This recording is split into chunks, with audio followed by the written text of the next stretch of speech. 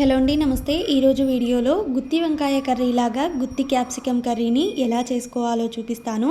ఈ గుత్తి capsicum curry చాలా అంటే చాలా రుచిగా ఉంటుంది. చాలా సింపుల్గా చేసుకోవచ్చు.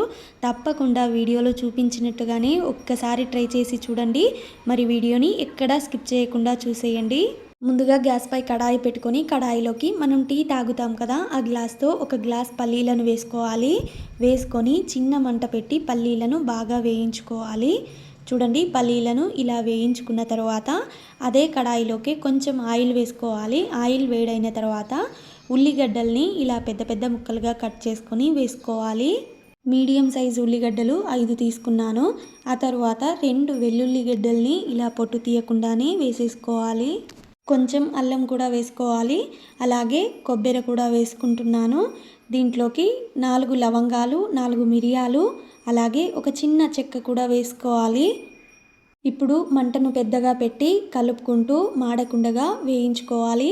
ఒక 2-3 నిమిషాల పాటు వేయిస్తే సరిపోతుంది. ఇప్పుడు కొంచెం కరివేపాకు కూడా వేసుకోవాలి. వేసుకొని దీన్ని కూడా 1 నిమిషం పాటు కలుపుకుంటూ వేయించుకోవాలి. ఉల్లిగడ్డలు కొంచెం చల్లారిన తర్వాత మిక్సీలోకి వేసుకొని పల్లీలను వేయించి పెట్టుకున్నాం కదా, పొట్టు తీసుకొని ఈ పల్లీలని దీంట్లోకి వేసుకోవాలి. అలాగే సగం టీ స్పూన్ పసుపు, ఖచ్చితంగా కొంచెం చింతపండు కూడా వేసుకోవాలి. అలాగే 2 టీ స్పూన్ల కారం కూడా వేసుకుంటున్నాను. మీరు కారం ఎక్కువగా తినే వాళ్ళైతే ఇంకొంచెం వేసుకున్నా కూడా సరిపోతుంది. క్యాప్సికమ్ కర్రీకి సరిపోయేంత ఉప్పును ఇప్పుడే వేసేస్తున్నాను. మిక్సీలోకి కొన్ని నీళ్లను వేసుకొని ఇదంతా మెత్తగా మిక్సీ పట్టుకోవాలి. చూడండి, క్యాప్సికమ్ని ఇలా కట్ చేసుకున్నాను. లోపల ఉన్న విత్తనాలని తీసేసి ఇలా కట్ చేసుకోవాలి. శుభ్రంగా కడిగి కట్ చేసుకోవాలి. 1/2 కేజీ పైన ఒక 4 క్యాప్సికమ్లు ఎక్కువగా తీసుకున్నాను.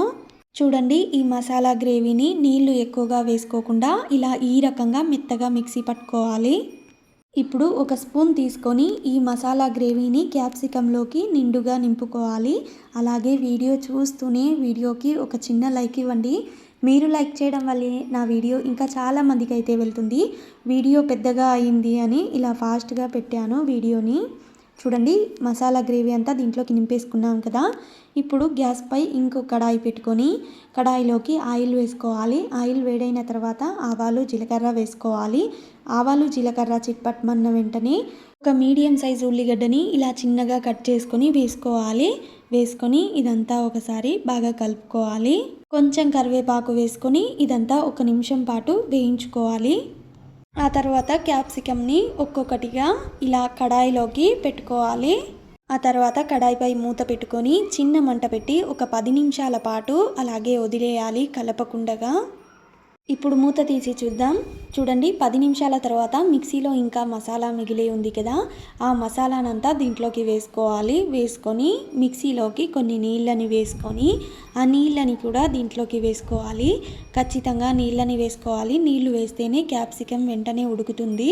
ఆ తర్వాత ఇది కూడా ఒకసారి ఇలా కలుపుకొని మూత పెట్టుకొని మధ్య మధ్యలో కలుపుకుంటూ మీడియం సైజ్ మంట పెట్టి ఈ క్యాప్సికమ్ని బాగా ఉడికించుకోవాలి. ఇప్పుడు మూత తీసి చూద్దాం. చూడండి, క్యాప్సికమ్ కర్రీ అయితే రెడీ అయిపోయింది. ఈ క్యాప్సికమ్ కర్రీ చాలా అంటే చాలా రుచిగా ఉంటుంది. చపాతీల్లోకైనా అన్నంలోకైనా చాలా రుచిగా ఉంటుంది. గుత్తి వంకాయ కర్రీ ఎంత రుచిగా ఉంటుందో ఈ గుత్తి క్యాప్సికమ్ కర్రీ కూడా అంతే రుచిగా ఉంటుంది. మరి వీడియోలో చూపించినట్టుగానే ఒక్కసారి ట్రై చేయండి, అద్భుతంగా ఉంటుంది. మరి ఇలాంటి ఇంకెన్నో మంచి మంచి వీడియోల కోసం ఇప్పుడే మన ఛానల్ని సబ్స్క్రైబ్ కూడా చేసేయండి. అలాగే ఈ గుత్తి క్యాప్సికమ్ కర్రీ నచ్చింది అంటే మరి వీడియోని ఖచ్చితంగా లైక్ చేయండి.